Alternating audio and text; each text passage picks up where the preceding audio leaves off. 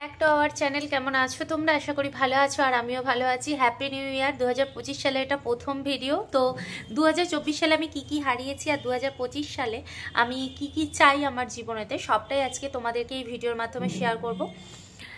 এই ভিডিওটা কিছু মানুষের কষ্ট হতে পারে, কিছু মানুষের বুকে লাগতে পারে। তো প্রথম যে কথাটা আমি আজকে বলবো সেটা হচ্ছে আমার এই ইউটিউব চ্যানেল নিয়ে। আমার এই ইউটিউব জার্নিতে প্রায় 3 বছরের মতো হতে চললো। তো এই 3 বছর আমি প্রত্যেকটা মানুষের কাছে ভীষণ অপ্লুত এবং প্রচণ্ড পরিমাণে তাদের কাছে ঋণী, কারণ তাদের ভালোবাসার জন্যই এত দূর আসতে পেরেছি। কোনো সোশ্যাল মিডিয়ার সঙ্গে না জড়িত থাকা অবস্থাতেও যে আমাকে ইউটিউবে এতটা পর্যন্ত এনেছো সেটাই আমার কাছে অনেক। গত 3 বছর ধরে ইউটিউব জার্নিতে রয়েছি। অনেক মানুষের সাথেই পরিচয় হলো, অনেক মানুষের সাথেই আনা গোনা ওঠা বসা রইলো, কিন্তু যারা থেকে গেল তারা ঠিকই থেকে গেল, আর যারা যাওয়ার তারা ঠিক ছুরি দিয়ে চলে গেল।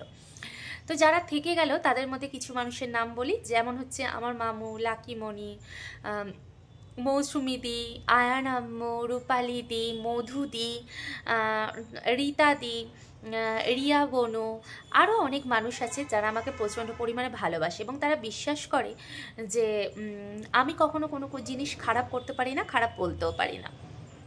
তো আজকের এত দূর আসাটা সত্যি কথা বলতে কি আমার জীবনের অনেকটা।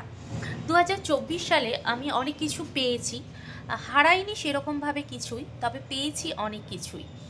হারানোর বলতে সাল নির্দেশক তো কোনো হারানো হয় না। এই এতটা জীবন পর্যন্ত, এত বয়স পর্যন্ত অনেক কিছুই হারিয়ে ফেলেছি, যেগুলো আমার জীবনে অনেক মূল্যবান জিনিস।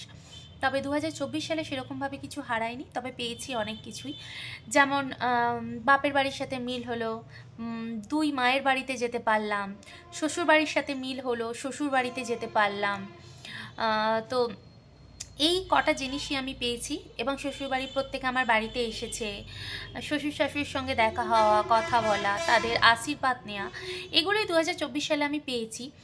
আর 2025 সালে আজ তো প্রথম দিন। এবার 2025 সাল কেমন কাটবে জানি না, তবে 2025 সালে যে সমস্ত মানুষরা আমাকে ভালোবাসে আমি তাদেরকে নিয়েই চলতে থাকবো।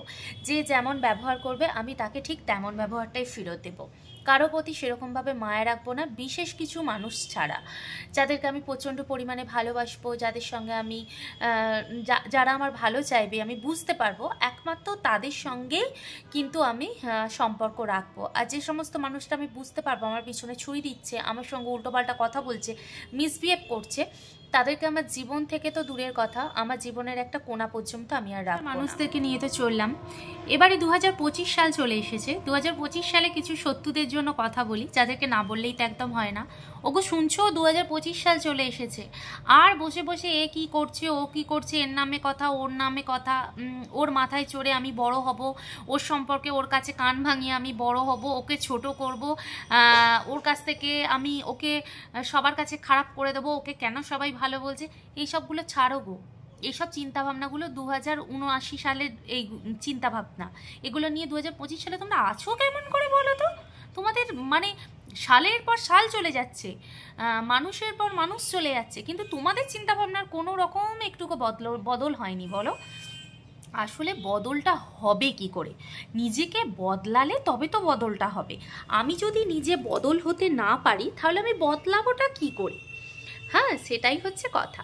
আর যাই হোক, আমি এইসব মানুষদেরকে একটা কথা বলবো যে বদল করো, কারণ এই দুনিয়াতে দাঁড়িয়ে যেখানে আমাদের ভারতবর্ষ থেকে চাঁদে ল্যান্ড করে যাচ্ছে চন্দ্রযান, সেই জায়গায় দাঁড়িয়ে তোমরা এখনো চিন্তা করছো কাকে ছোট করব, কাকে বড় করব। আরে যদি এই রকম চিন্তাভাবনা না করে নিজের জীবনে যদি একটুখানি ফোকাস করতে, আজ এখান থেকে তুমিও চন্দ্রযানে যেতে পারতে, জানো। তুমিও না, সরি, আবার কেউ ভাববে আমাকে বলছে, তোমরাও চন্দ্রযানে যেতে পারতে, বুঝলে? এটাই হচ্ছে ফারাক, ব্যাপারটা হচ্ছে এটাই। তো যাই হোক, আমি একটা কথাই বলবো, চিন্তাভাবনার বদল নিয়ে আসো। 2025 সালে চিন্তাভাবনা বদল আনাটা খুব দরকার। কাল ছেলে পুলে হবে, পরশু তুমি মা হবে, তরশু তোমার হয়তো কারো বিয়ে হবে। তো চিন্তাভাবনার বদলটা সব থেকে আগে। 25 সালে যে সাল বদল হচ্ছে মানে আমি এই করব ওই করব লেকচার দিয়ে, আর তারপর বসে বসে যদি তুমি সেই কাজগুলো না করো, তার মতো খারাপ জিনিস কিন্তু আর হয় না। যাই হোক, আমি তোমার বন্ধু হিসাবে জাস্ট তোমাকে একটা সুন্দর মানে একটা মেন্টালি কথা বলছি, সেটা তোমাদের ভালো লাগবে কিনা আমি জানি না, যাই হোক তবু আমি বললাম।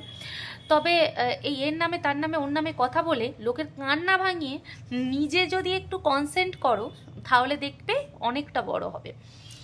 কারো ক্ষতি করে কেউ কখনো বড় হতে পারে না, কারণ আমি বদনাম করে কেউ কখনো বড় হতে পারে না। অ্যাট লাস্ট দেখতে গেলে পিছন দিকে তাকিয়ে দেখবে তুমি সবার কাছে ছোট হয়ে গেছো। তো যাই হোক বন্ধুরা, আজকের ব্লগটা কেমন লাগলো অবশ্যই কমেন্ট বক্সে জানিও। আর 2024 সালে কী কী হারিয়েছো, 2025 সালে তোমরা কী কী চাও সেটা অবশ্যই জানো। আর হ্যাঁ, একটা কথা বলতে চাই, 2025 সালে আমি ইউটিউবে অনেক বড় হতে চাই। আর আর কী চাই সেটা এখন বলবো না, সেটা আমি পরে বলবো। ভালো থেকো।